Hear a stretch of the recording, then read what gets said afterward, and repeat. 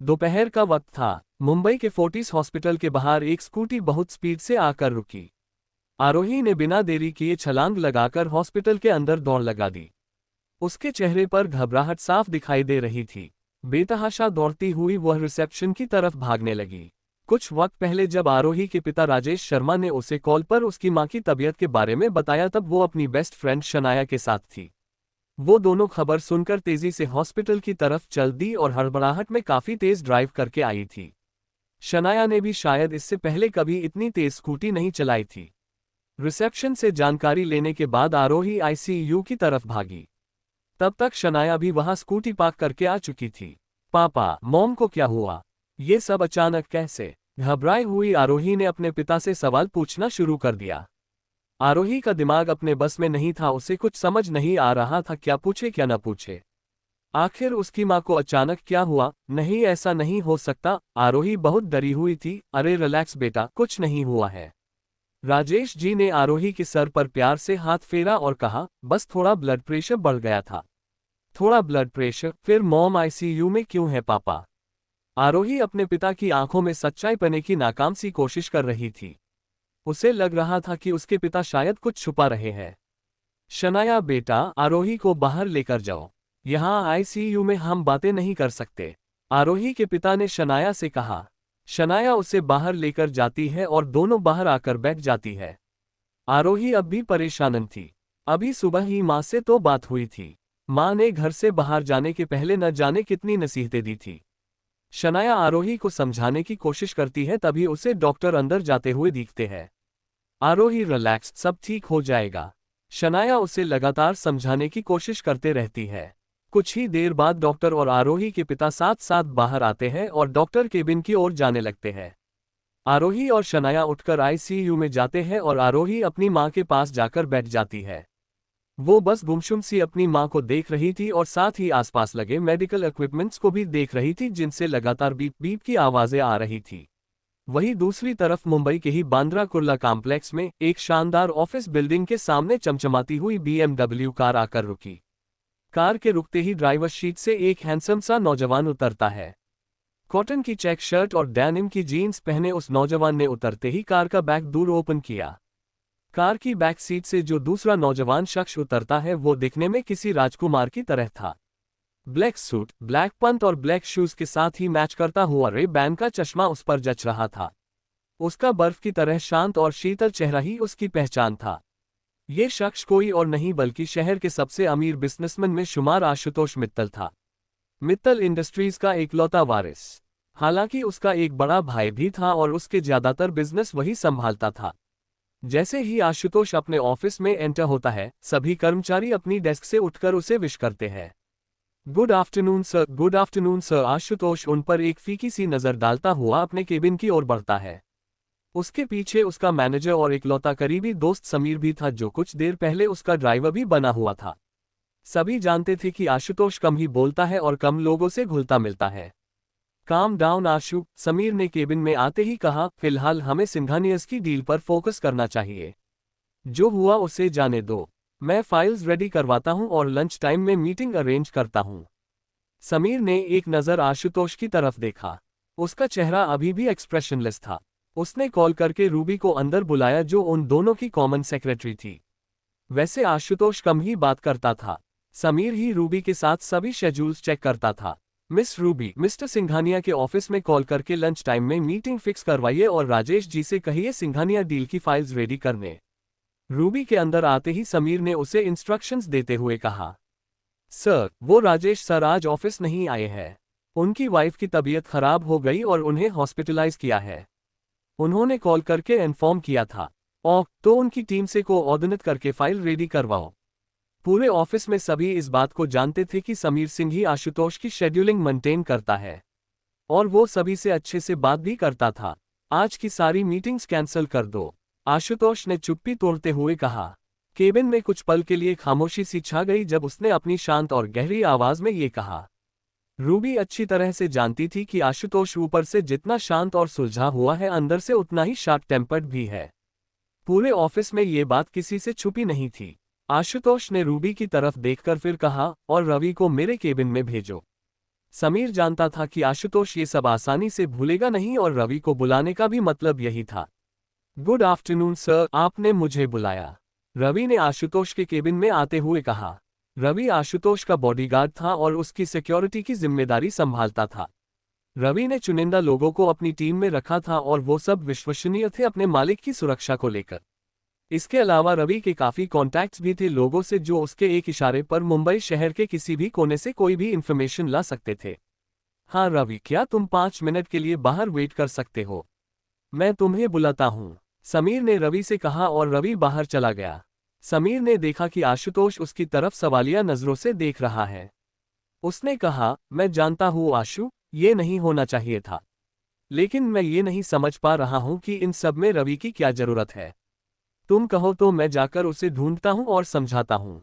हो सकता है जो कुछ भी हुआ वो सब अनजाने में हुआ हो और जाहिर है कि उसे तुम्हारे बारे में कुछ भी नहीं पता होगा, तभी ये सब हुआ। समीर कोशिश कर रहा था कि आशुतोष कुछ देर पहले हुए उस हादसे को भूल जाए और फिर रवि को इन्वॉल्व करना खतरनाक भी लग रहा था। रवि को आशुतोष के पिता ने ही हायर किया था आशुतोष की सुरक्षा के लिए। उसके बारे में उन्हें ज्यादा कुछ तो पता नहीं था, लेकिन लोगों से सुना था कि रवि इससे पहले किसी गैंगस्टर के साथ काम करता था। वो एक शार्प शूटर हुआ करता था और आशुतोष के पिता के एहसान की बदौलत वो आज इतनी अच्छी लाइफ जी रहा था। समीर, मैं जानता हूं कि तुम क्या सोच रहे हो, लेकिन मैं ऐसा कुछ भी नहीं करने वाला हूं। मेरे एक इशारे पर रवि इस शहर को आग लगा सकता है, लेकिन मेरा इरादा फिलहाल वो नहीं है। जो कुछ भी हुआ वो नहीं होना चाहिए था, लेकिन अगर मैंने कुछ किया नहीं तो मुझे सुकून नहीं मिलेगा, आशुतोष ने खामोशी से समझाते हुए कहा। फिर भी रवि ही क्यों, मुझे लगता है एक बार इस बारे में फिर सोच लो, समीर ने एक आखिरी कोशिश करते हुए कहा। लेकिन आशुतोष की आंखों में उसे इस फैसले के बारे में कोई शक या गुंजाइश नहीं दिखी। उसने हार मानते हुए रवि को अंदर बुला लिया। उसके अंदर आते ही आशुतोष ने उसे सारी बातें बताई और कुछ इंस्ट्रक्शंस भी दिए। बीच बीच में समीर ने भी कुछ बातें बताई और सब फाइनल होने के बाद रवि ने ओके कहा और बाहर चला गया। बाहर निकलते हुए उसने अपना मोबाइल निकालकर कॉल्स करना भी स्टार्ट कर दिया था, जिससे साफ जाहिर था कि वो अपने काम में लग चुका है। वहीं हॉस्पिटल में आरोही अभी भी बाहर बैठी इंतजार कर रही थी कि उसकी मॉम को जल्दी से होश आ जाए। शनाया को काफी समझाने के बाद वो वापस उसके घर भेज चुकी थी। उसे हर वो पल याद आ रहा था कि उसकी मॉम और उसके बीच कितनी अच्छी बनती थी। उसकी मॉम उसके लिए हमेशा तैयार रहती थी, उसे हमेशा सपोर्ट करती थी। कभी किसी छोटी सी बात पर जब भी उनकी नोक झोंक होती थी तो उसके डैड किस तरह आरोही का सपोर्ट करते थे और उसकी मॉम को ही समझने लगते थे। और कभी किसी बात पर डैड एग्री नहीं होते थे तो उसकी मॉम सपोर्ट कर देती थी। एक बार जब उनके कॉलेज की तरफ से पिकनिक का प्लान हुआ था गोवा के लिए। मुंबई से गोवा ज्यादा दूरी पर नहीं था, लेकिन आरोही के पिता ने साफ मना कर दिया था। तब आरोही की मॉम ने उसका सपोर्ट किया था। वो घर पर ही एक प्रोटेस्ट का बोर्ड लेकर भूख हड़ताल पर बैठ गई थी। हालांकि वो भूख हड़ताल सिर्फ 10 मिनट ही चली और आरोही के डैड को उन दोनों के सामने हार माननी पड़ी थी। वो याद आते ही आरोही हल्का सा मुस्कुरा दी। वो अपनी जगह से उठकर सामने लगी गणेश जी की मूर्ति के सामने खड़ी हो गई। उसने अपने दोनों हाथ जोड़ लिए और प्रे करने लगी, गणपति बप्पा, आपको पता है मेरी मॉम मेरे लिए सब कुछ है। हमारी छोटी सी फैमिली को आपने हमेशा सपोर्ट किया है। प्लीज मेरी मॉम को जल्दी से ठीक कर दीजिए। वो किसी छोटी बच्ची की तरह प्रे कर रही थी। बचपन से ही उसने गणपति बप्पा को अपने दोस्त की तरह माना था, जैसा कि हर छोटी उम्र का बच्चा करता है। आरोही के पिता तब तक डॉक्टर के कैबिन से बाहर आ चुके थे और आरोही को इस तरह प्रे करता देख उनकी आंखों में आंसू आ गए। वो दोनों वहां काफी देर तक बैठे रहे और डॉक्टर्स और नर्सेस का उनके सामने से आना जाना जारी था। कुछ देर बाद एक नर्स आरोही को फादर को आईसीयू में ले गई और कुछ देर बाद वो दोबारा बाहर आई और आरोही से कहा, तुम्हारी मॉम को होश आ गया है और अभी तुम उनसे मिल सकता है, लेकिन ध्यान रखने का उनके सामने ऐसी रोनी सूरत नहीं लेकर जाने का। उस नर्स का एक्सेंट थोड़ा साउथ इंडियन जैसा था और कुछ कुछ मुंबईकर जैसा। आरोही ये सुनकर बहुत खुश हुई और उसने सबसे पहले अपनी आंखें पोंछी और फिर चेहरे पर हल्की मुस्कान लाकर आईसीयू की तरफ चली गई। मिसेस ममता शर्मा अब होश में थी और काफी फ्रेश भी दिख रही थी। हाँ, चेहरे पर थकान के भाव जरूर थे, मगर आरोही अपनी मां से लिपट कर बैठी थी। डॉक्टर ने कहा है कि सब नॉर्मल है, शाम तक सारी रिपोर्ट्स आ जाएगी। आरोही के पिता ने उनके पास बैठते हुए कहा, ये सब मुंबई के पोल्यूशन के कारण हुआ है। डॉक्टर ने कहा है हो सके तो कुछ दिन के लिए हवा पानी बदल कर देख लो, काफी इंप्रूवमेंट होगा इससे। आरोही की मां ने भी उसके सर पर प्यार से हाथ फेरते हुए कहा, मैं बिल्कुल ठीक हूं बेटा। फिक्र मत कर, मैं जल्दी ठीक हो जाऊंगी। बिल्कुल जल्दी ही, इनफैक्ट डॉक्टर कह रहे थे कि कल ही डिस्चार्ज ले सकते हैं। बस कुछ दिन बेड रेस्ट करना होगा, फिर सब ठीक। आरोही के पिता ने भी साथ देते हुए कहा। इतना कहकर राजेश जी बाकी फॉर्मेलिटीज पूरी करने और मेडिसिन्स लेने बाहर चले गए और आरोही बस अपनी मां के पास बैठी रही। वो पिछले कई घंटों से बस अपनी मां के पास ही थी और शनाया को भी घर भेज दिया था। अपनी मां को मुस्कुराता देखकर उसे सुकून मिल रहा था, लेकिन जाने क्यों उसे लग रहा था जैसे उसके पिता सब कुछ नॉर्मल होने का दिखावा कर रहे हैं बस। वो दोनों आरोही से बहुत प्यार करते थे और उन्होंने आज तक उसे कोई तकलीफ नहीं होने दी थी। थोड़ी देर में शाम होने लगी थी और मौसम हल्का हल्का बारिश जैसा होने लगा था। मुंबई के मौसम का वैसे भी कोई भरोसा नहीं, दोपहर में चमचमाती धूप और अब शाम होते होते बारिश की फुहारें। आरोही के पिता ने उसे घर जाने कहा क्योंकि वो आज रात हॉस्पिटल में ही रुकने वाले थे। अब फिक्र की कोई बात नहीं है बेटा, और मैं भी तो यही रुकने वाला हूं, फिर किस बात की फिक्र।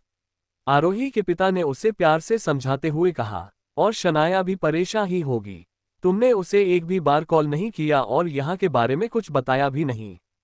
उसको भी ममता की उतनी ही फिक्र है जितनी तुम्हें। मुझे लगता है तुम्हें उसके साथ वक्त बिताना चाहिए, नहीं तो वो रात भर परेशान ही रहेगी। आरोही ने अपने पिता की बातों में सहमति जताई। आरोही और शनाया बचपन से एक दूसरे की फैमिली को जानते थे। हर सुख दुख में उन दोनों की फैमिली एक दूसरे के काम आई है और वो हमेशा एक दूसरे को सपोर्ट करते थे। तुम एक काम करो बेटा, आज रात शनाया के घर ही रुक जाना। घर पर अकेली क्या करोगी, और फिर तुम्हारी मॉम को भी तुम्हारी फिक्र होगी। शनाया के साथ रहोगी तो हम दोनों रिलैक्स रहेंगे। आरोही के पिता ने जब देखा कि आरोही घर जाने के लिए तैयार है तो उन्होंने उसे शनाया के घर रखने की सलाह दी। वो असल में आरोही के लिए भी फिक्रमंद थे। हॉस्पिटल से वो कहीं जा नहीं सकते थे और आरोही को अगर यही रोक लेते तो वो रात भर परेशान रहती। साथ ही उन्हें डर था कि कहीं किस नर्स ने या डॉक्टर ने उसे उसकी मॉम की बीमारी के बारे में बता दिया तो क्या होगा। वो अभी उसे सब कुछ नहीं बताना चाहते थे। वो बस सही मौके की तलाश में थे ताकि ये सब सुनकर आरोही कहीं पैनिक न हो जाए। और ऐसे वक्त में उन्हें सबसे सही यही लगा कि आरोही को शनाया के घर जाने के लिए कहा जाए ताकि वो उसकी तरफ से टेंशन फ्री होकर हॉस्पिटल में कॉन्सेंट्रेट कर पाए। आरोही का अपनी मॉम को छोड़कर जाने का बिल्कुल मन नहीं था, लेकिन अपने पिता के बार बार कहने पर वो जाने को तैयार हो गई। वो हॉस्पिटल से बाहर आई और उसने बेमन से एक ऑटो रिक्शा को रुकवाया। उसे अभी भी कुछ ठीक नहीं लग रहा था, लेकिन उसके पिता की बातें भी सही थी। वो अभी भी काफी घबराई हुई थी और घबराहट में आरोही सुबह हॉस्पिटल आते वक्त हुए उस छोटे से इंसिडेंट को भी भूल ही गई जो आने वाले दिनों में शायद उसकी जिंदगी बदल देने वाला था। आशुतोष जी, आपसे मुझे कुछ पर्सनल काम था। क्या मैं आपसे अकेले में कुछ बात कर सकता हूँ? आशुतोष के केबिन में बैठे राजेश शर्मा ने आशुतोष से कहा। हॉस्पिटल में 2 दिन बिताने के बाद मिस्टर राजेश शर्मा आज ऑफिस पहुंचे थे। आरोही और उसकी मॉम दोनों घर पर थे और Mrs Mamta Sharma bed rest पर थी। आशुतोष वैसे तो अपने एम्प्लॉय से कम ही बात करता था, लेकिन राजेश जी सबसे पुराने लोगों में से थे जिन्होंने आशुतोष के पिता के साथ इस कंपनी में काम किया था। वो मार्केटिंग और फाइनेंस डिपार्टमेंट संभालते थे और सबसे सीनियर एम्प्लॉयज में से एक थे। इसी वजह से वो उन्हें सर कहकर नहीं बुलाते थे। राजेश शर्मा आशुतोष के बड़े भाई को भी नाम से बुलाया करते थे। यस मिस्टर शर्मा, बताइए क्या बात है? आशुतोष की ये बात सुनकर रूबी केबिन से बाहर चली गई, लेकिन समीर वहीं रुका था। वो हमेशा आशुतोष के साथ रहता था। रूबी के बाहर जाने के बाद राजेश शर्मा ने आशुतोष की तरफ देखा और फिर उन्होंने अपनी बात कहना शुरू किया। मुझे अपनी वाइफ के ऑपरेशन के लिए कुछ रुपयों की जरूरत है, अगर पॉसिबल हो तो। बैंक प्रोसेस में थोड़ा टाइम लगेगा और ऑपरेशन अर्जेंट है। जल्द ही मैं लौटा दूंगा, मिस्टर शर्मा ने आशुतोष से कहा। आशुतोष मिसेस शर्मा के हॉस्पिटलाइज होने की बात पहले से जानता था। उसने रवि को हॉस्पिटल भी भेजा था उन्हें देखने के लिए। उसने कहा, आप मेरे पिता के खास एम्प्लॉयज में से एक है। आपको पूछने की जरूरत नहीं है कुछ भी। जो भी सहायता मैं कर सकता हूं जरूर करूंगा, लेकिन क्या मैं जान सकता हूं कि मिसेस शर्मा को क्या हुआ है? इतना कहने के साथ ही उसने अपनी चेक बुक को निकाल लिया। उसने चेक साइन करके उनकी तरफ बढ़ा दिया जिसमें कोई अमाउंट नहीं लिखा था। इसका साफ मतलब था कि जितना भी अमाउंट चाहते थे वो खुद उसमें फिल कर सकते थे। आशुतोष उन पर पूरा भरोसा करता था। राजेश शर्मा ने वो चेक ले लिया और फिर आशुतोष को वो बात बताई जो वो आरोही से छुपा रहे थे। आशुतोष जी, रवि भी हॉस्पिटल आया था हाल जानने। उसे भेजने के लिए शुक्रिया, उसने काफी मदद भी की। लेकिन वो बात मैं उससे भी नहीं बता सका। इतना कहकर राजेश शर्मा कुछ देर चुप हो गए। फिर बोले, डॉक्टर ने प्राइमरी ट्रीटमेंट के बाद कुछ टेस्ट सजेस्ट किए थे। टेस्ट से पता चला है कि उन्हें ब्लड कैंसर है, 3rd स्टेज। इतना कहकर वो चुप हो गए। आप फिक्र ना करें, इस मुश्किल वक्त में हम सब आपके साथ हैं, समीर ने हिम्मत देते हुए कहा और पानी का गिलास उठाकर राजेश जी की तरफ बढ़ा दिया। उन्होंने पानी पिया और फिर रिलैक्स हुए तो आशुतोष ने कहा, मगर ये सब अचानक कैसे? डॉक्टर का यही कहना है कि कई बार ये सब सिम्टम्स अचानक से दिखते हैं। मुझे खुद कुछ समझ नहीं आ रहा है, आखिर ये सब कैसे हुआ? राजेश जी फिर से भावुक होने लगे थे, लेकिन समीर जानता था कि उन्हें इस वक्त संभालना बहुत जरूरी है। आशुतोष ने भी उन्हें काफी हिम्मत दी और समझाया। राजेश शर्मा जानते थे कि आशुतोष कितना दरियादिल है अपने एम्प्लॉइज के लिए। वो ही नहीं बल्कि पूरे ऑफिस स्टाफ को ये बात पता थी। उन्होंने वो चेक लिया और थैंक यू कहकर वहां से चले गए। बैंक की तरफ दूसरी तरफ आरोही और शनाया साथ में बैठे बातें कर रहे थे। आरोही की मॉम अपने रूम में रेस्ट कर रही थी और सब कुछ नॉर्मल ही था। यार आरोही, आगे का कुछ सोचा है क्या? कॉलेज तो खत्म हो गया, अब क्या? मेरे पापा को लगता है जैसे वेट ही कर रहे थे कि कब पढ़ाई खत्म हो और मेरी शादी करा दे। शनाया ने जिस अंदाज में आंखें घुमाते हुए ये कहा, उसे देखकर आरोही की हंसी छूट गई। उसने हंसते हुए कहा, तू कौन सा अभी से शादी करने वाली है? मुझे अच्छे से पता है तू कुछ न कुछ प्लानिंग अभी भी कर रही होगी। यार प्लान तो बहुत कुछ है, लेकिन अगर बंदा हैंडसम हो तो मैं नहीं सोचूंगी। याद है ना वो मॉल वाला जिसके साथ उस दिन? इससे पहले कि शनाया अपनी बात पूरी कर पाती आरोही एकदम से उठकर खड़ी हो गई। शनाया ने भी सोचा नहीं था कि आरोही उस बात से इतनी खफा होगी अभी तक। उस दिन आरोही के पिता का हॉस्पिटल से जब कॉल आया था। हालांकि शनाया को वो मॉल वाली बात मामूली सी लगी थी और उसे लगा था कि आरोही वो सब भूल भी चुकी होगी। अच्छा बाबा सॉरी, मुझे क्या पता था कि तू अब तक उस बात को लेकर इतनी टेंस्ड होगी। शनाया ने मूड हल्का करते हुए कहा। वैसे बात भी मामूली सी ही थी। उस दिन मॉल में भीड़ भी आम दिनों से ज्यादा थी। आरोही और शनाया मूवी टिकट्स लेकर बस अंदर जाने ही वाली थी कि तभी उसके पिता का कॉल आया और वो दोनों लगभग भागते हुए मॉल से बाहर आने लगी। और भागते हुए आरोही सामने से आ रहे उस हैंडसम नौजवान से टकरा गई जिसका नाम आशुतोष मित्तल था। आरोही उससे टकराकर गिर गई और आशुतोष उसके ऊपर गिर गया। वो कुछ देर यूं ही उसे देखता रहा और फिर वो अचानक उठा और इससे पहले कि वो कुछ कहा पाता तभी आरोही गुस्से में या यूं कहे कि घबराहट में बिना सोचे एक जोरदार थप्पड़ आशुतोष को मारती है। पूरे मॉल में जैसे कुछ सेकंड्स के लिए सब कुछ शांत सा हो गया और उस तमाचे की गूंज ही बस सुनाई दे रही थी। सभी लोग उस वक्त बस आशुतोष को ही देख रहे थे। ये उसके लिए एक बहुत ही खराब मोमेंट था और बचपन से आज तक उस पर किसी ने कभी हाथ नहीं उठाया था। ऐसे भीड़ में सबके सामने ये सब होना उसकी सहन शक्ति से बाहर था। स्थिति को समझते हुए समीर ने उस वक्त बीच बचाव किया और यहीं पर कुछ देर के लिए शनाया और समीर की नजरें मिली थी। शनाया अपनी फ्रेंड आरोही को संभालने में लगी हुई थी और समीर आशुतोष के गुस्से को जानता था। और तभी आशुतोष ने पलटकर मारने के लिए अपना हाथ उठा लिया, लेकिन हवा में ही रोक लिया। उसकी आंखें गुस्से से लाल हो रही थी। समीर भी ये बात जानता था कि आशुतोष इस तरह किसी लड़की पर हाथ नहीं उठाएगा, लेकिन उसकी गुस्से से जलती आंखों को देखकर समीर भी सहम गया था। और आरोही तो बस उसकी आंखों में घूरे जा रही थी, जैसे उसे किसी बात का खौफ ही नहीं हो। उसे उस वक्त लगा कि उसका हॉस्पिटल जाना सबसे जरूरी है और उस आदमी की वजह से वो लेट हो जाएगी। समीर और शनाया ने मौके को देखते हुए सब संभाला और दोनों को खींचकर एक दूसरे से विपरीत ले गए। शनाया को लगा कि ये मामूली सी बात आरोही अब तक भूल भी चुकी होगी और समीर का जिक्र उसने यूं ही मजाक में कर दिया था। वो दोनों तो जानती तक नहीं थी कि वो लड़का आरोही के डैड का बॉस है, मशहूर बिजनेसमैन और मित्तल इंडस्ट्रीज का मालिक आशुतोष मित्तल। आशुतोष अपने केबिन में बैठकर आने वाले प्रोजेक्ट्स पर समीर के साथ डिस्कशन कर रहा था। मेरे ख्याल से कैंपेन के लिए ये मॉडल सही रहेगी, समीर ने एक मॉडल की फोटो उठाते हुए कहा जो दिखने में यामी गौतम की तरह थी। आशुतोष ने भी एक नज़र उसकी तरफ देखा और हम कहा। उसे समीर के फैसलों और बिजनेस की समझ पर कोई शक नहीं था। उनकी कंपनी ने हाल ही में एक एडवर्टाइजिंग एजेंसी के साथ टाई अप किया था अपने अगले कॉस्मेटिक रेंज की लॉन्चिंग के लिए। वो दोनों कमर्शियल एड्स को लेकर डिस्कस कर रहे थे।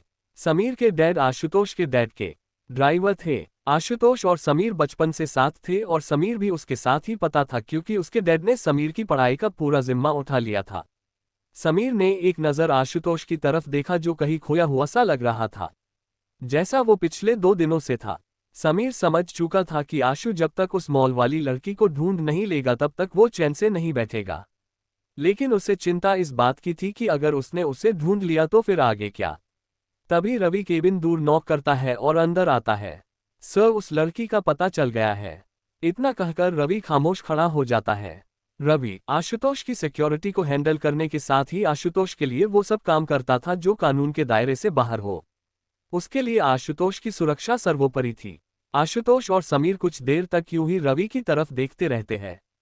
फिर आशुतोष चुप्पी तोड़ते हुए सिर्फ एक शब्द कहता है, और रवि उसके इशारे को समझते हुए आगे कहता है, सर, वो लड़की हमारे मार्केटिंग मैनेजर राजेश शर्मा जी की बेटी है। समीर ये सुनकर शॉक्ड हो जाता है। उसे कुछ समझ नहीं आ रहा था कि क्या ये सब सच है। रवि ने उन दोनों को बताया कि कल जब आशुतोष ने रवि को हॉस्पिटल भेजा था राजेश शर्मा की वाइफ की तबीयत देखने, तब वहां उसे आरोही दिखी। रवि उस वक्त हॉस्पिटल के गेट पर था जब उसे आरोही हॉस्पिटल से बाहर जाती हुई दिखाई दी। उसकी पहचान ढूंढने में रवि को थोड़ा वक्त लग गया क्योंकि उसे ढूंढने का एकमात्र तरीका उसकी फोटो था और आरोही की फोटो ढूंढने के लिए उसने मॉल के सारे कैमरास देख लिए थे जिससे वो उसकी पहचान कर सके।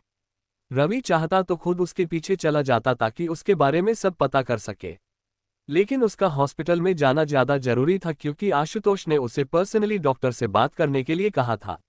रवि ने तुरंत अपने एक भरोसेमंद आदमी जग्गू को उसके पीछे लगा दिया और वो खुद हॉस्पिटल के अंदर चला गया जहां वो राजेश शर्मा जी से मिला। उस वक्त उसे नहीं मालूम था कि जिस लड़की को उसने बाहर जाते देखा है वो इनकी ही बेटी है। हॉस्पिटल में जाकर सबसे पहले उसने डॉक्टर से मिलकर उन्हें आशुतोष का मैसेज दिया कि ममता शर्मा को किसी तरह की कोई तकलीफ न होने पाए। उसने वहां काफी देर रुककर राजेश जी की मदद भी की। तब तक जग्गू भी वापस आ गया था।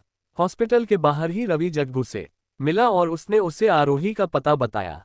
उस पते के मुताबिक वो शनाया का घर था क्योंकि आरोही हॉस्पिटल से सीधा शनाया के घर पहुंची थी। अब उसे किसी तरह की रिस्क नहीं लेना था, इसीलिए वो खुद अगले दिन जल्दी उस पते पर गया और आरोही पर नजर रखने लगा।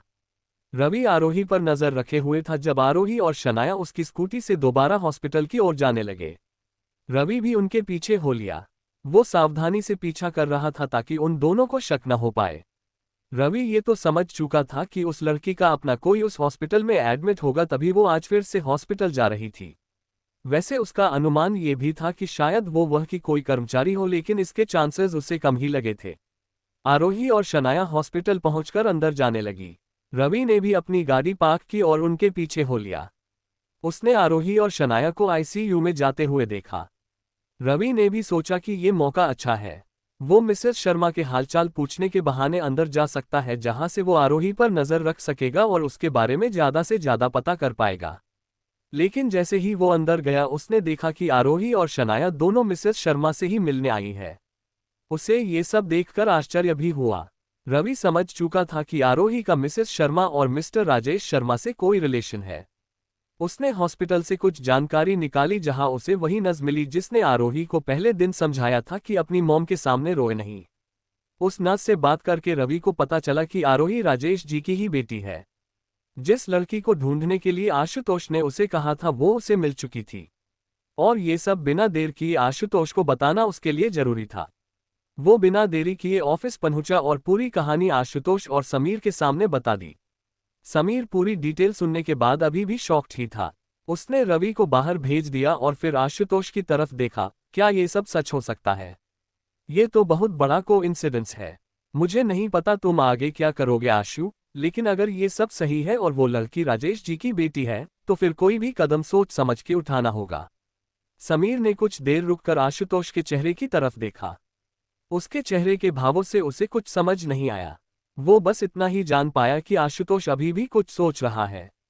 उसने दोबारा कहा, वो हमारे सबसे भरोसेमंद एम्प्लॉय की बेटी है। राजेश जी इस कंपनी की शुरुआत से हमारे साथ है। उन्होंने आपके पिता के साथ काम किया है और उनके एक्सीडेंट के वक्त भी वो आपके पिता के लिए फिक्रमंद रहे थे हमेशा। मैं बस यही कहना चाहता हूं कि तुम उस लड़की को कोई भी नुकसान पहुंचाकर राजेश जी के विश्वास को तोड़ोगे।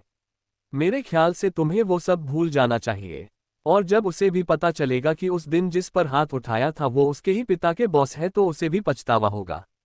ये मामला आसानी से निपट सकता है। समीर अपनी बात पूरी कर चुका था। अब बस यही देखना था कि आशुतोष इस सब पर क्या कहेगा। आशुतोष बैठे हुए सोचता रहा। फिर उसने अचानक कहा, समीर तुम ठीक कहते हो। वो हमारे सबसे पुराने और भरोसेमंद एम्प्लॉय है।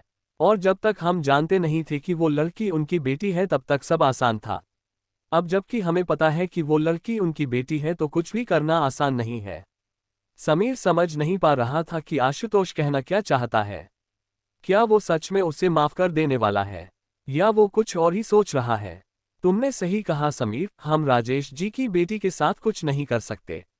आशुतोष ने दोबारा कुछ सोचते हुए वही बात कही जो अभी अभी समीर कह रहा था। समीर उसकी तरफ देखे जा रहा था। आशुतोष कुछ पल तक शांत बैठा रहता है और फिर उसके चेहरे पर एक अजीब सी मुस्कान तैर जाती है। और उसकी इस मुस्कान का मतलब कुछ और ही था जो सिर्फ समीर ही समझ सकता था। सर आप प्लीज वेटिंग एरिया में वेट कीजिए। मिस्टर सिंघानिया जल्द ही आपसे मिलेंगे, संजय सिंघानिया की रिसेप्शनिस्ट ने कॉल रखते हुए कहा। इस वक्त वो जिस शख्स से बात कर रही थी वो 40 की उम्र के करीब का था। लेकिन उसकी पर्सनालिटी देखकर कोई भी उसे 30 से ज्यादा का नहीं समझता था। उसकी गहरी काली आंखें और हल्के सफेद और काले बाल थे और चेहरे से मैच्योरिटी साफ झलकती थी। उस शख्स ने इत्मीनान से ओह कहा और बड़ी ही शालीनता के साथ वेटिंग एरिया में रखे सोफे के पास जाकर खड़ा हो गया। वो चेहरे से ही एक सभ्य इंसान लगता था और उसकी गहरी आंखें उसके लंबे अनुभवों की कहानी बयान करती थी। उसने वहां जाकर टेबल पर रखी एक बिजनेस मैगजीन उठा ली और उसे देखने लगा जिसके कवर पेज पर उसी की फोटो छपी हुई थी। अरे मिस्टर मित्तल, आप यहाँ वेटिंग एरिया में क्या कर रहे हैं? ये जगह आपके लिए नहीं है, एक नौजवान लड़के ने उस शख्स से कहा। वो शख्स कोई और नहीं बल्कि आशुतोष के बड़े भाई अभिनव मित्तल थे। अभिनव ने उस नौजवान लड़के की तरफ देखा, जिसकी आंखें पूरी तरह नशे में डूबी हुई लग रही थी। वो सिंघानिया अंपायर का इकलौता वारिस और संजय सिंघानिया का बिगड़ेल नवाब सूरज सिंघानिया था। शराब और सिगरेट उसकी खासियत थी। लोगों का तो ये भी कहना था कि वो ड्रग्स भी लेता है। इस वक्त भी उसके हाथ में जलती हुई एक सिगरेट थी। किसने मिस्टर मित्तल को यहाँ वेटिंग एरिया में बैठने कहा? किसने? सूरज लगभग चीखता हुआ सा बोलने लगा। उसकी चीख पुकार सुनकर कुछ नए एम्प्लॉइज तो बुरी तरह डर गए। वैसे उसके ऑफिस में सभी उससे डरते थे, क्योंकि वो काफी एरोगेंट इंसान था। वो ज्यादा बिजनेस पर ध्यान भी नहीं देता था और बस अपनी अय्याशियों में लगा रहता था। अभिनव ने उसके हाथ से सिगरेट लेते हुए कहा, कभी कभी इंतजार भी कर लेना चाहिए। सुना तो होगा ही कि सब्र का फल मीठा होता है। और इतना कहकर अभिनव ने उसकी सिगरेट को पास के डस्टबिन में बुझाकर फेंक दिया। उसकी आवाज में एक सुकून सा था और उसकी बातों से ही वो एक सुलझा हुआ इंसान साबित होता था। सूरज ने अजीब सी पागलों की तरह मुस्कान को अपने होठों पर लाकर कहा, हाँ हाँ क्यों नहीं। आप कह रहे हैं तो ऐसा होता ही होगा। तो क्यों ना इंतजार के साथ साथ एक कॉफी भी हो जाए मेरे केबिन में। इतना कहकर वो अपने केबिन की ओर जाने के लिए मुड़ गया। अभिनव भी उसकी नादानी को देखकर धीरे से मुस्कुरा दिए और उसके साथ उसके केबिन की तरफ जाने लगे। वैसे भी उन्हें अच्छी तरह से पता था कि संजय सिंघानिया कहीं व्यस्त नहीं है और उन्हें जानबूझकर वेटिंग एरिया में बिठाया गया था। आशुतोष ने जिस तरह 2 दिन पहले उनके साथ मीटिंग कैंसिल कर दी थी, शायद उस बात से उनके घमंड को चोट पहुंची थी। संजय सिंघानिया उस बात का बदला आशुतोष के बड़े भाई अभिनव से ले रहा था और उसे वेट करवा रहा था। हालांकि अभिनव जैसे समझदार और सुलझे हुए व्यक्ति के लिए ये समझना मुश्किल नहीं था और उसे इस तरह की बचकानी हरकतों से कोई परेशानी नहीं थी। सूरज और अभिनव चलते हुए उसके केबिन में आए। उसका केबिन काफी बड़ा था और लग्जूरियस भी था। हल्की डार्क रेड थीम और इटालियन मार्बल से सुसज्जित इस ऑफिस में एक शानदार सा सोफा भी रखा हुआ था। सूरज अंदर जाकर अपनी कुर्सी पर बैठ गया और उसकी मेज के सामने रखी 2 चेयर्स में से एक पर अभिनव भी बैठ गया। उसने मुस्कुराते हुए अपना डेस्क फोन उठाया और कॉफी लाने के इंस्ट्रक्शन दिए। उसकी अजीब हरकतें देखकर कोई भी बता सकता था कि वो पक्का ड्रग्स लेता है। उसने अभिनव की तरफ देखा। वो अभी भी काफी शांत था और उसके चेहरे पर परेशानी के कोई भाव नहीं थे। अभिनव ने अपनी तरफ से बातचीत की कोई पहल भी नहीं की, क्योंकि वो यहाँ सिर्फ और सिर्फ उस डील के लिए आया था जिसके बारे में आशुतोष से सिंघानिया की मीटिंग होनी थी। लेकिन आशुतोष ने अचानक मीटिंग कैंसिल कर दी थी। जब सूरज सिंघानिया ने देखा कि अभिनव अपनी तरफ से कोई पहल नहीं कर रहा है बात करने की, तो फिर वही बोल पड़ा, पता है मिस्टर मित्तल, मुझे कभी कभी लगता है कि आपको आपके पिता ने अडॉप्ट किया होगा। मेरी बात का बुरा मत मानना, लेकिन कौन बाप अपने छोटे बेटे को अपनी सारी दौलत दे देता है और अपने बड़े और समझदार बेटे को खुद की कंपनी में नौकर की तरह काम करने देता है? सूरज ने अभिनव को ताना देते हुए ये सब कहा। वैसे अभिनव को इस सब का पहले से अंदाजा भी था कि उसके सामने बैठा एक नासमझ करोड़पति बच्चा इससे ज्यादा सोच भी नहीं सकता। अभिनव बस शांति से उसकी बातें सुन रहा था। तभी एक ऑफिस बॉय उनके लिए कॉफी लेकर आया। उसने अभिनव की तरफ देखकर उन्हें विश किया। वो इससे पहले भी कई बार सिंघानिया के ऑफिस में आ चुके थे। दोनों को कॉफी देने के बाद ऑफिस बॉय वहां से चला गया। उसके जाने के बाद सूरज ने फिर बात आगे बढ़ाते हुए कहा, वैसे मुझे लगता है कि मित्तल ग्रुप ऑफ इंडस्ट्रीज का मालिक आपको होना चाहिए। जितने समझदार आप हैं, जाहिर है आप अगर मालिक होंगे तो। सूरज बस इतना ही बोल पाया और सोचने लगा कि आगे क्या बोले। अभिनव ने उसकी परेशानी को देखते हुए धीरे से अपना कॉफी मग उठाया और एक सीप लेते हुए कहा, मुझे बहुत खुशी हुई जो आप मित्तल इंडस्ट्रीज के बारे में इतना सोचते हो। लेकिन पता है मिस्टर सूरज सिंघानिया, आपके जैसे शुभचिंतकों की वजह से मित्तल ग्रुप पिछले 10 सालों से नंबर 1 पोजीशन पर है और आगे भी रहेगा। वैसे मुझे यकीन है इस बार जब फिर से मित्तल ग्रुप को इकोनॉमिक टाइम्स अवार्ड दिया जाएगा तब तुम भी वहां रहोगे। पिछली बार तुम नहीं आए थे तो मुझे बड़ी निराशा हुई थी। इतना कहकर अभिनव अपनी कॉफी का लुत्फ उठाने लगे और सूरज के चेहरे के भाव बदल गए। वो समझ चुका था कि उसका दांव फिर से उल्टा पड़ चुका है। वही समीर किसी जरूरी काम से ऑफिस से बाहर था। वो अपना काम खत्म करके वापस लौट रहा था तो उसका उसी मॉल के आमने से गुजरना हुआ। वैसे 2 पल के लिए ही सही, लेकिन उसकी और शनाया की नजरें आपस में टकराई थी। समीर बचपन से आशुतोष के साथ था और दोनों एक दूसरे के अच्छे दोस्त थे, लेकिन उनके सर्कल में कभी कोई लड़की नहीं थी। 1-2 फ्रेंड्स जरूर थी, मगर समीर ने भी आज तक किसी लड़की को गलत नजर से नहीं देखा था। मॉल के सामने से गुजरते हुए उसके चेहरे पर मुस्कान थी। समीर जब ऑफिस पहुंचा तो उसने कुछ फाइल्स रूबी को दी और कुछ इंस्ट्रक्शंस देते हुए बता दिया कि क्या करना है। मिस रूबी, समीर ने जाते हुए पीछे पलट कर पूछा, क्या आज भैया ऑफिस नहीं आए हैं? वो अभिनव के बारे में पूछ रहा था। नहीं, अभिनव सर लेट आएंगे। उनका कॉल आया था कि वो आते वक्त सिंघानिया जी के ऑफिस होते हुए आएंगे। रूबी ने समीर को बताया। क्या सिंघानिया के ऑफिस? हाँ सर, वो कह रहे थे उस दिन जो मीटिंग कैंसिल हुई थी ये उसी बारे में है। रूबी ने समीर को पूरी जानकारी देते हुए कहा। समीर ने उस दिन की मीटिंग कैंसिल के बारे में सोचा। वो जानता था कि सिंघानिया इतना शरीफ भी नहीं है कि खुद का ईगो हर्ट होने पर भी इतनी आसानी से दोबारा मिलने के लिए अग्री हो जाएगा। उसने अपने जेब से मोबाइल निकला और किसी को कॉल किया। कॉल कनेक्ट होते ही उसने कहा, अभिनव भैया सिंघानिया के ऑफिस गए हुए हैं। पता करो क्या स्टेटस है। उनकी मीटिंग अगर सिंघानिया से होती है तो मुझे बताओ। इतना कहकर उसने कॉल रख दिया और थोड़ा सा परेशान होता हुआ वहां से चला गया। अभिनव मित्तल पिछले 2 घंटे से सूरज के कैबिन में बैठे हुए थे। यूं कहा जाए कि वो पिछले 2 घंटों से एक नासमझ बच्चे को झेल रहे थे। इस बीच सूरज भी 4-5 सिगरेट फूंक चुका था और अगली जलाने की तैयारी में था। मुझे तो लगता है कि दुनिया में आखिरी शरीफ इंसान आप ही बचे हैं मिस्टर मित्तल। मेरा मतलब है कि ना आप सिगरेट पीते हैं, न शराब, और ना ही आपका नाम किसी कंट्रोवर्सी में आज तक आया है। कैसे जीते हैं आप? सूरज की बेवजह की बातें अब भी जारी थी और अभिनव उनमें से कुछ का जवाब भी बड़ी शालीनता से दे रहे थे। तुम्हारी उम्र और तजुर्बे पर मुझे कोई शक नहीं है सूरज, वो दोनों ही काफी कम है। हाँ, पर इस बात की मुझे बेहद खुशी है कि तुम अपने पिता से काफी कुछ सीख रहे हो। अभिनव का इशारा उसकी सिगरेट की तरफ था जो वो बिना रेस्ट लिए लगातार पी रहा था। वैसे सिंघानिया को सिगार का शौक था, बेटा बुरी आदतों के मामले में उससे भी 4 कदम आगे था। मानना पड़ेगा मिस्टर मित्तल, बातों में आपसे कोई जीत नहीं सकता।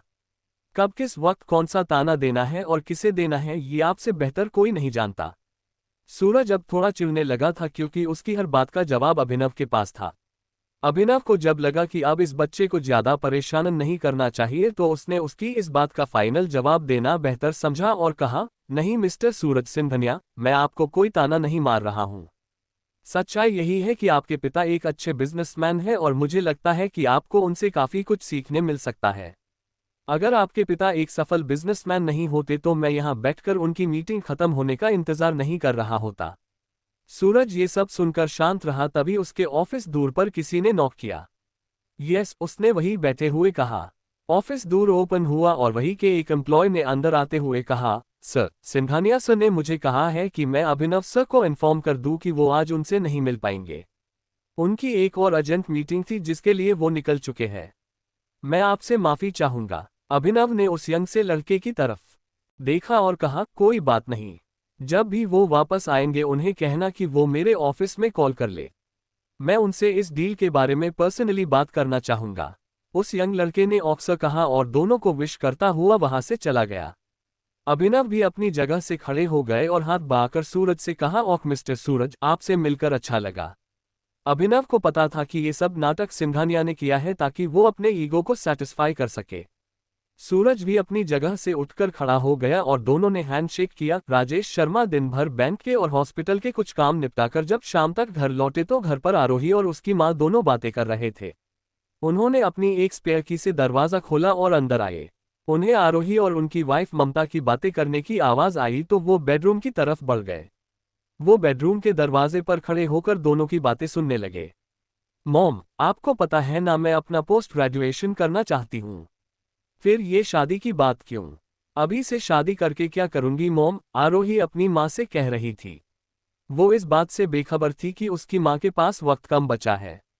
मिसेस शर्मा आरोही की बात सुनकर उसके सर पर प्यार से हाथ फेरने लगती है। तभी उनका ध्यान बेडरूम के दूर की तरफ जाता है जहां उनके हस्बैंड यानी कि आरोही के पिता खड़े थे। अरे, आप आ गए, ममता ने राजेश की तरफ देखकर कहा। आरोही ने भी देखा कि उसके पिता घर आ गए थे। पापा देखो ना मॉम को अभी से मेरी शादी की बातें कर रही है। अभी तो मुझे अपना पीजी करना है, उसके बाद मैं अपना खुद का बिजनेस करूंगी। उसके बाद हम एक बड़ा सा घर लेंगे, उसमें बहुत सारी कार होंगी। ये सब हो जाए उसके बाद कर लूंगी शादी भी। आरोही बेड से उठती हुई बोली। उसकी बात पर उसके पिता हंस दिए और बोले, ठीक है, मत करो शादी, लेकिन इतना कुछ करने से पहले एक कप चाय तो पिला सकती हो। आरोही ने कहा, हाँ हाँ क्यों नहीं। वो खुश हो गई कि उसके डैड उसका सपोर्ट कर रहे हैं। वैसे उसकी मॉम ने उससे पहले कभी ऐसा नहीं कहा था, लेकिन आज ऐसा क्यों कह रही थी वो समझ नहीं पाए। वो खुशी खुशी किचन की तरफ चल दी कॉफी बनाने।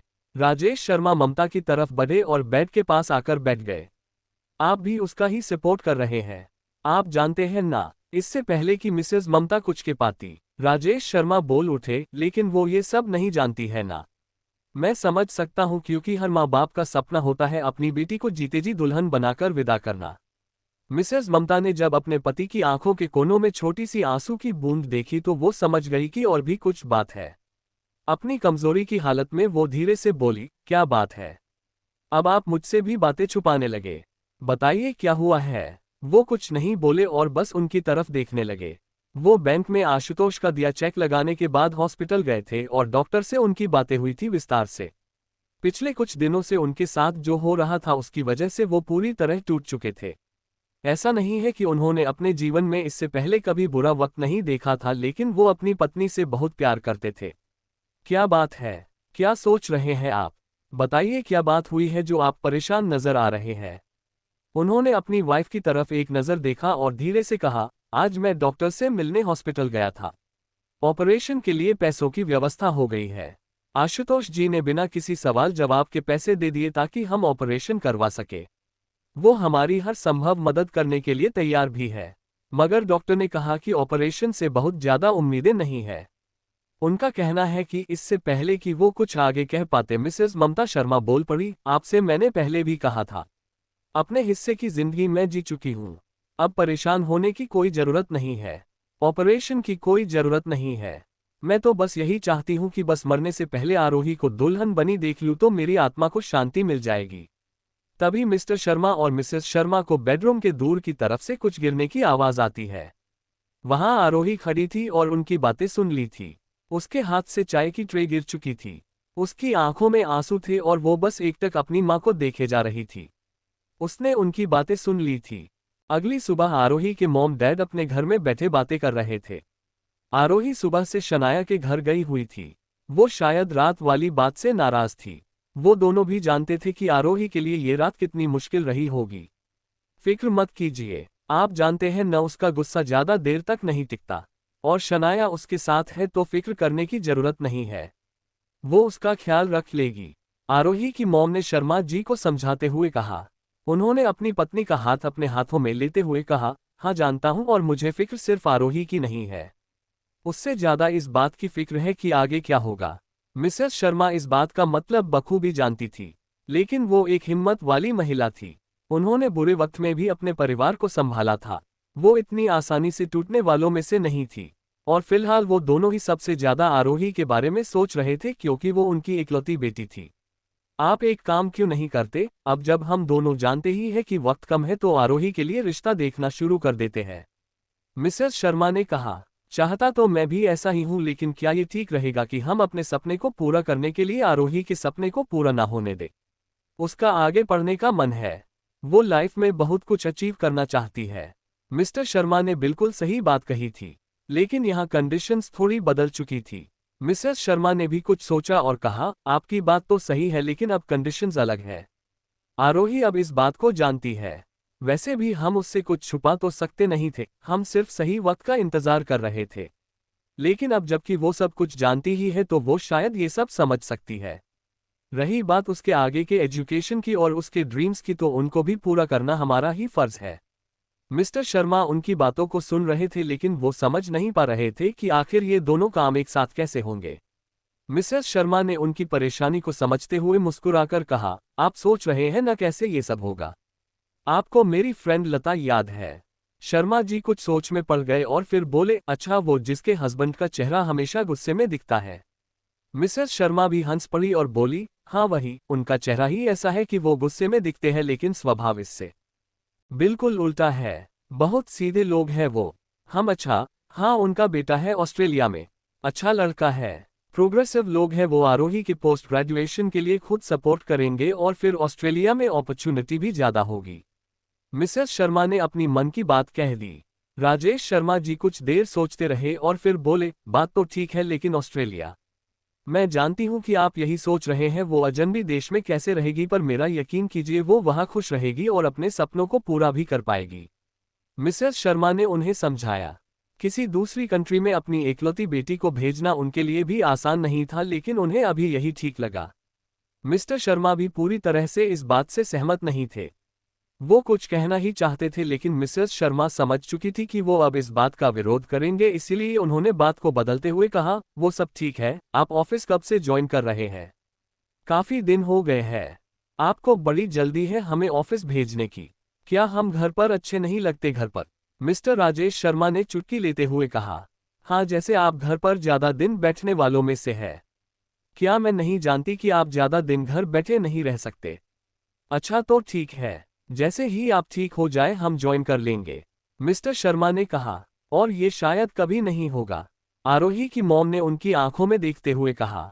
ये एक ऐसी सच्चाई थी जो दोनों जानते थे। मिस्टर शर्मा कुछ न कह सके और दोनों बस एक दूसरे को देखते रहे। वहीं दूसरी तरफ शनाया के घर में आरोही और शनाया उसके रूम में बैठे हुए बात कर रहे थे। आरोही सब ठीक हो जाएगा, फिक्र मत कर, शनाया उसे समझाते हुए बोली। आरोही तो अपने ही ख्यालों में खोई हुई थी और नाराज थी।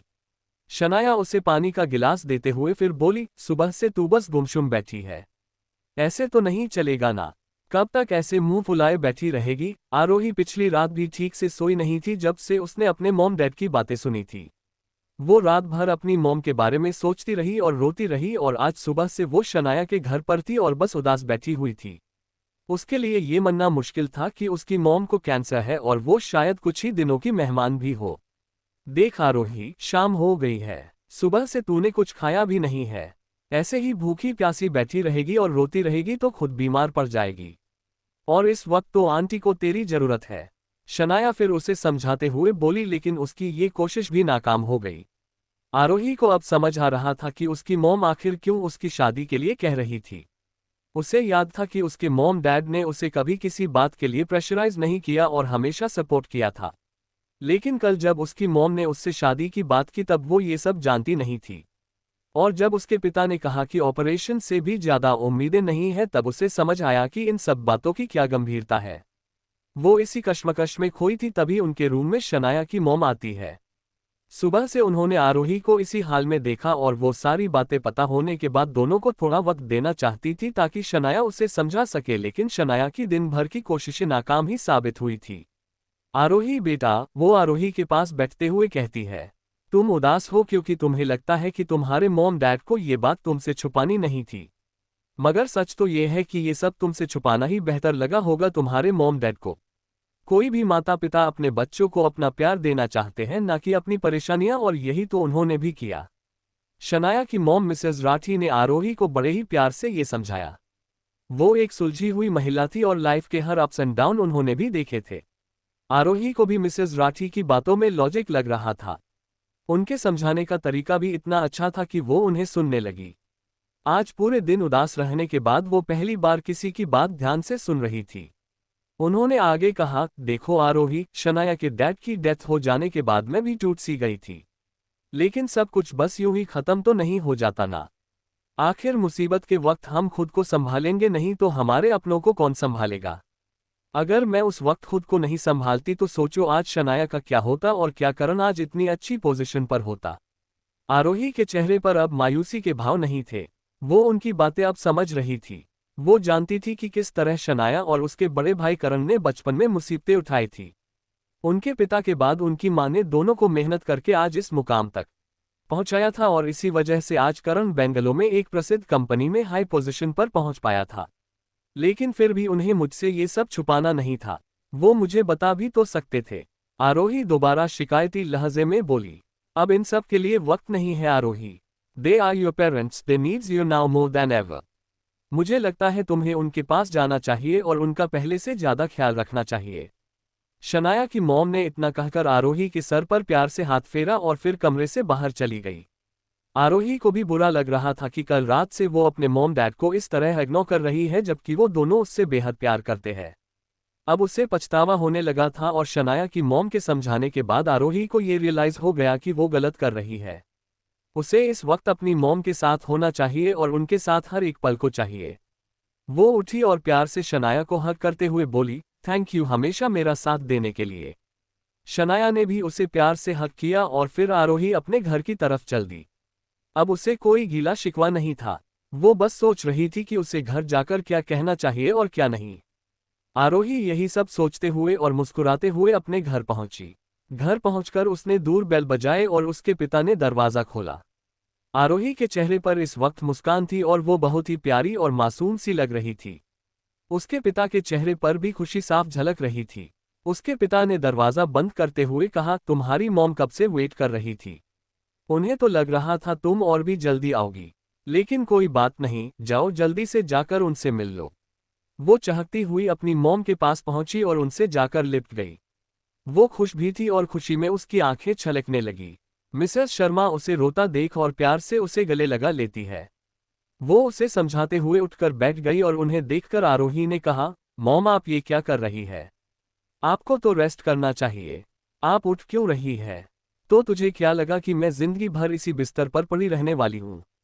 उन्होंने मुस्कुराते हुए जवाब दिया और प्यार से आरोही के सर पर हाथ रख दिया। मैं समझ सकती हूँ बेटा तेरी नाराजगी को और ये सही भी है, लेकिन मैं नहीं चाहती कि तुझे कोई प्रॉब्लम हो। बस हम दोनों तुझे हमेशा यूं ही हंसते हुए देखना चाहते हैं। हमने ये बात तुझे इसीलिए नहीं बताई क्योंकि मैं ही नहीं चाहती थी। हम सही वक्त का इंतजार कर रहे थे। इतना कहकर मिसेस शर्मा ने अपनी बेटी के माथे को चूम लिया। उनकी आंखों में खुशी के आंसू थे। आरोही भी उसके मॉम डैड के प्यार और केयर को देखकर बहुत खुश थी। उसने कहा, आई एम सॉरी मॉम, मुझे ये सब पहले समझ जाना चाहिए था।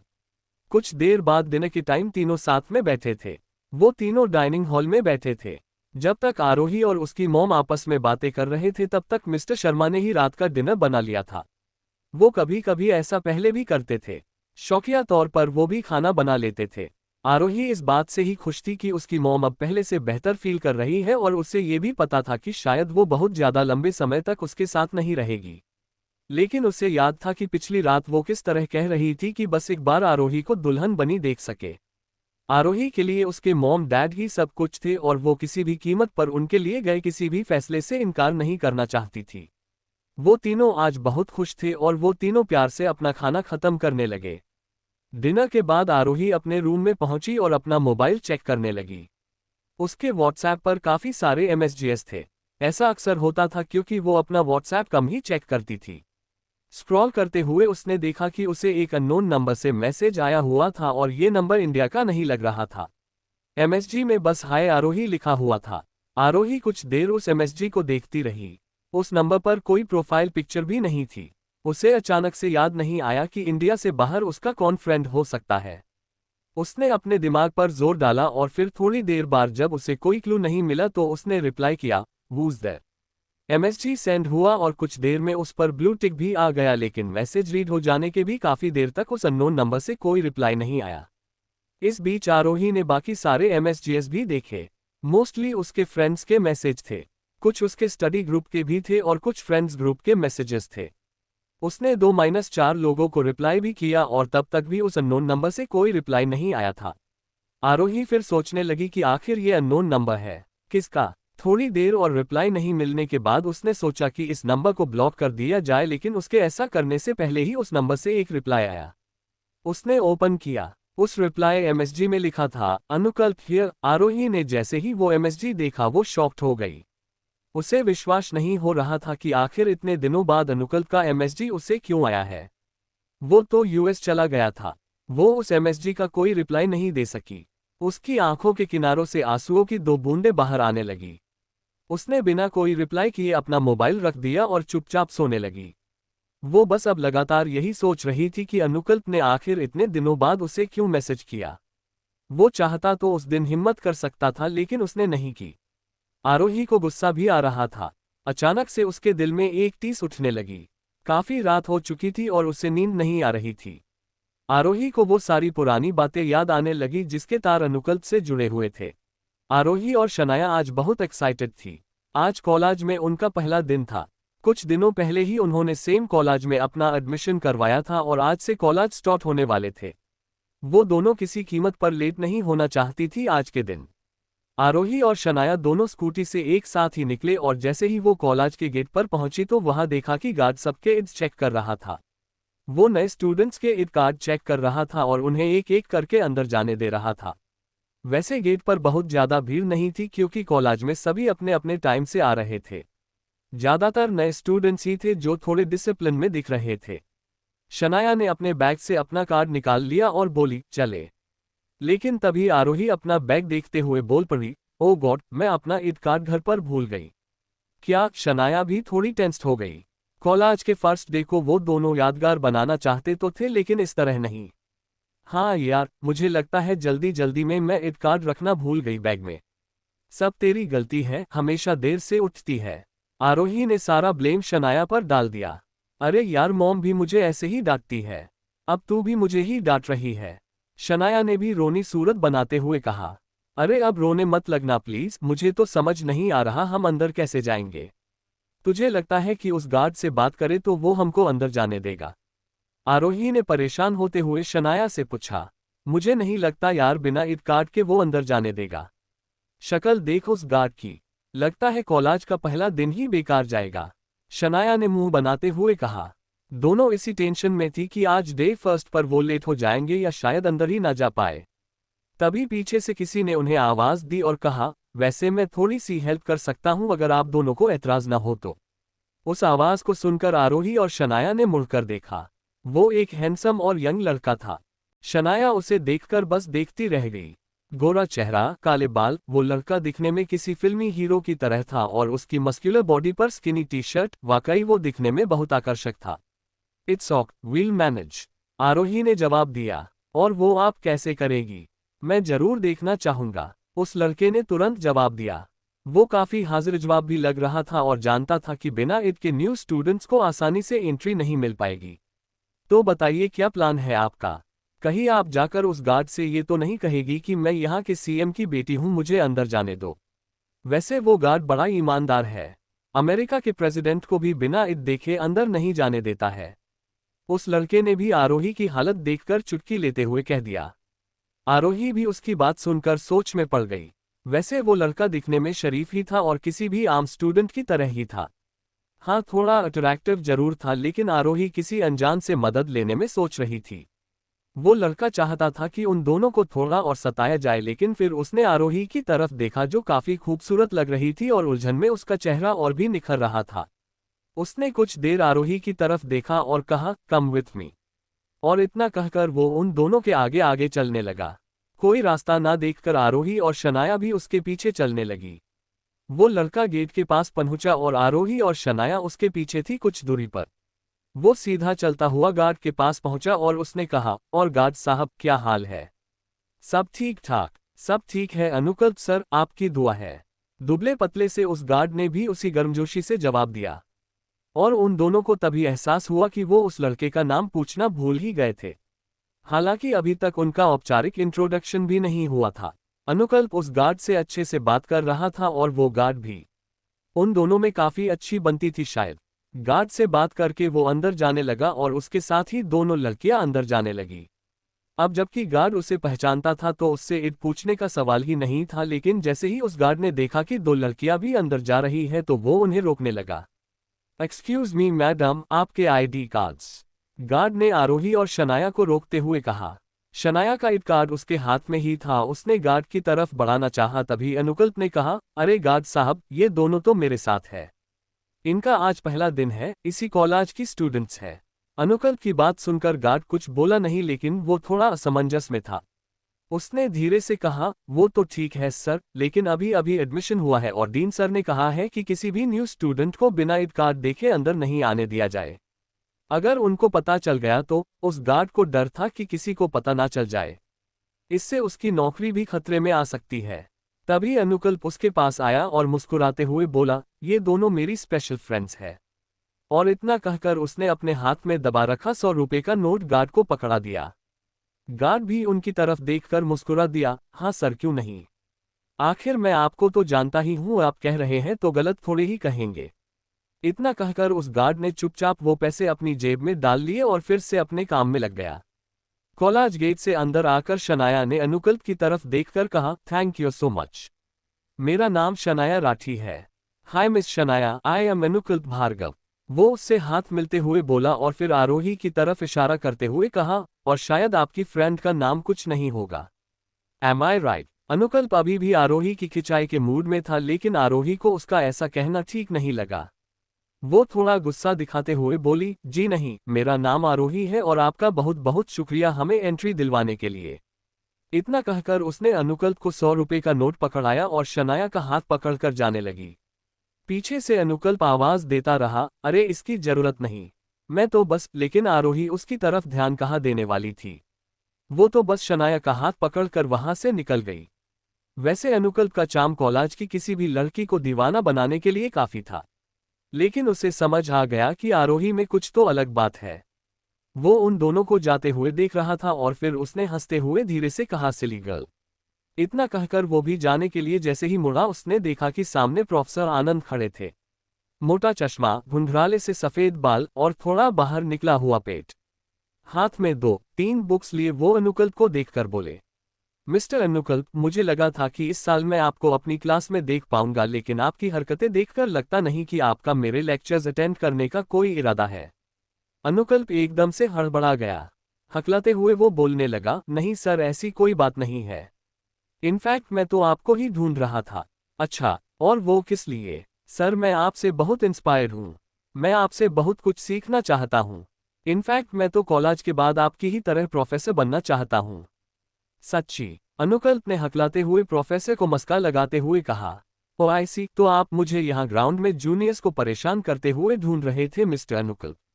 प्रोफेसर ने अनुकल्प का एक्सप्लेनेशन सुनने के बाद बड़े ही कामली कहा, नो सर, वो तो मैं आपको ढूंढने के लिए लाइब्रेरी आ रहा था तो रास्ते में। अनुकल्प की बात पूरी होने से पहले ही प्रोफेसर आनंद बोल पड़े, ओ लाइब्रेरी, तब तो आप सही रास्ते पर हैं मिस्टर अनुकल्प। और इतना कहकर प्रोफेसर ने अपने हाथों में पकड़ी बुक्स अनुकल्प को पकड़ा दी और कहा, फॉलो मी। थोड़ा ऊंची आवाज में ऐसा कहकर प्रोफेसर आगे आगे चलने लगे और बेचारा अनुकल्प कोई रास्ता न देखकर उनके पीछे अपना सर पीटते हुए चल पड़ा। ओफ़ो आरोही, तुझे क्या हो गया है? माना कि वो अजनबी है, लेकिन है तो इसी कॉलेज का ना, और देख कितना हैंडसम भी है। शनाया दूर से पलटकर अनुकल्प को ढूंढते हुए आरोही से बोली, अच्छा इतना हैंडसम है तो बोल आंटी से बात करूं तेरे रिश्ते के लिए। चुपचाप आगे चल, हम लोग ऑलरेडी लेट हो चुके हैं। इतना कहकर आरोही उसे खींचकर क्लासेस की तरफ ले जाने लगी।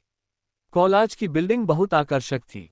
पूरी व्हाइट कलर की विशाल बिल्डिंग जिसके बीच में बहुत बड़ा एडमिनिस्ट्रेशन ब्लॉक था और उसके दोनों तरफ 2 बिल्डिंग्स थी जिनमें क्लासरूम्स बने हुए थे।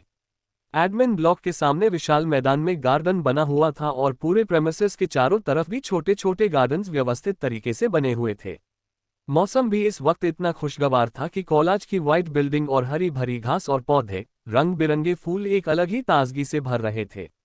एडमिशन के वक्त उन दोनों को इतना टाइम ही नहीं मिला था कि यहाँ की खूबसूरती को निहार सके। वही लेफ्ट साइड में जब उन्होंने देखा तो एक बड़े से गार्डन में रेड कलर की झाड़ियों की श्रृंखला थी और उन्हें काट छांट कर उससे कॉलेज का नाम लिखा हुआ था। बाकी पूरे मैदान में नर्म हरी घास और पौधे थे। दोनों को ये सब देखकर बहुत ही एक्साइटमेंट हो रहा था। ये एक बिजनेस मैनेजमेंट इंस्टीट्यूट था जहां आरोही और शनाया ने ग्रेजुएशन प्रोग्राम में एडमिशन लिया था। वाह, कितना सुंदर है ना यार। एडमिशन के टाइम तो इतनी भीड़ थी और गर्मी भी कि ये सब तो हम देख ही नहीं पाए थे।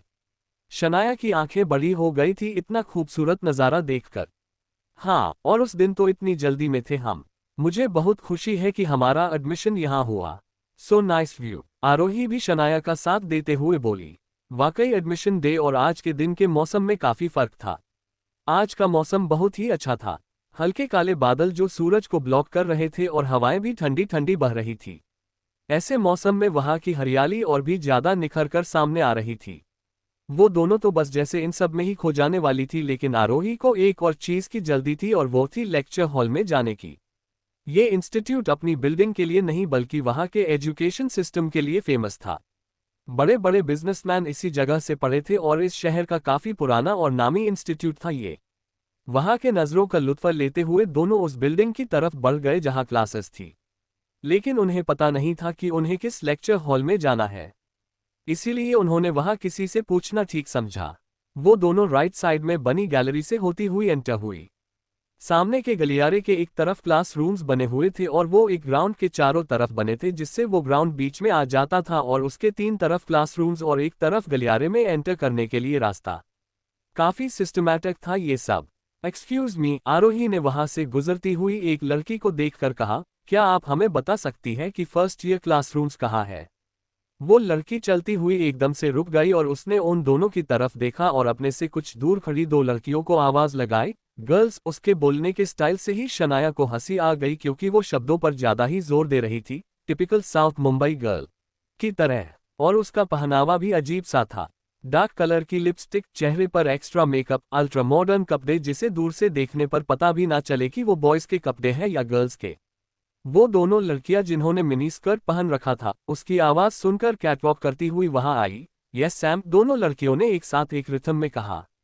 हमारी दोनों प्यारी जूनियर्स को उनके क्लास तक छोड़ दो प्लीज। सैम का बोलने का स्टाइल अभी भी काफी बनावटी था। उसके देखने के अंदाज से ही लग रहा था कि वो उन्हें सही जगह पहुंचाने के लिए तो नहीं कह रही है। आरोही को थोड़ा सा शक हुआ, लेकिन शनाया तो बुद्धू की तरह उनको स्माइल पास कर रही थी। उसे कुछ भी पल्ले नहीं पड़ा। जब आरोही को लगा कि ये क्लासरूम का रास्ता नहीं बताने वाली तो वो टालने के लिए बोल पड़ी, नहीं, हम खुद ढूंढ लेंगे। आप लोग क्यों? आरोही इससे पहले अपनी बात खत्म कर पाती सैम बीच में बोल पड़ी, अरे इसमें परेशानी की क्या बात है, यही तो हम सीनियर्स का काम होता है ना गर्ल्स? वो दोनों लड़कियां भी उनकी तरफ स्माइल पास करती हुई अपनी कमर पर हाथ रखकर खड़ी हो गई। उनके खड़े होने का स्टाइल कुछ इस तरह का था कि एक ने अपनी राइट वेस्ट पर हाथ रखा हुआ था और दूसरी ने अपनी लेफ्ट साइड वेस्ट पर। बिल्कुल किसी फोटोजेनिक पोज में खड़ी हुई थी वो दोनों लड़कियां। तभी शनाया बोल पड़ी, हाँ हाँ चलो, और वो उन 2 लड़कियों के साथ चलने के लिए तैयार हो गई। आरोही उसे रोकना चाहती थी, लेकिन शनाया आरोही जितनी तेज नहीं थी, या यूं कहे कि थोड़ी डम थी, जिसकी वजह से वो समझ नहीं पाई कि उसके सीनियर्स उसे कहीं और लेकर जा रहे हैं। आरोही इससे पहले उसे कुछ समझा पाती वो आगे आगे चल रही उन लड़कियों के पीछे चल पड़ी और मजबूरी में आरोही भी उसके पीछे उसे रोकने की कोशिश करती हुई चलने लगी। देखा, इस कॉलेज में तो सभी कितने फ्रेंडली है। पहले उस लड़के ने हमारी हेल्प की और हमको बिना कार्ड के एंट्री दिलवा दी, और अब ये लड़कियां हमें क्लासरूम तक छोड़ने जा रही है। वाह, कितना अच्छा है ना? शनाया ने आरोही से कहा। शनाया अपनी ही धुन में थी और आरोही बेचारी उसकी तरफ देखकर बस एक फीकी सी स्माइल पास करके रह गई। दोनों लड़कियां एक क्लासरूम के पास जाकर रुक गई और एक साथ फिर से रिथम में बोली, हियर इट इज, और अपने एक एक हाथ को डांसिंग मूव की तरह करती हुई इशारे से उन्हें क्लासरूम की तरफ पॉइंट करने लगी। अब तक आरोही तो समझ ही चुकी थी कि आज का फर्स्ट लेक्चर वो दोनों अटेंड नहीं कर पाएंगे, लेकिन साथ ही अब उसे इस बात की फिक्र भी होने लगी कि उनका फर्स्ट डे कहीं पूरी तरह बर्बाद ना हो जाए। आरोही और शनाया जैसे ही क्लासरूम की तरफ बढ़ी, अंदर का नज़ारा देखकर आरोही का शक यकीन में बदल गया और शनाया को अपनी आंखों पर विश्वास नहीं हुआ।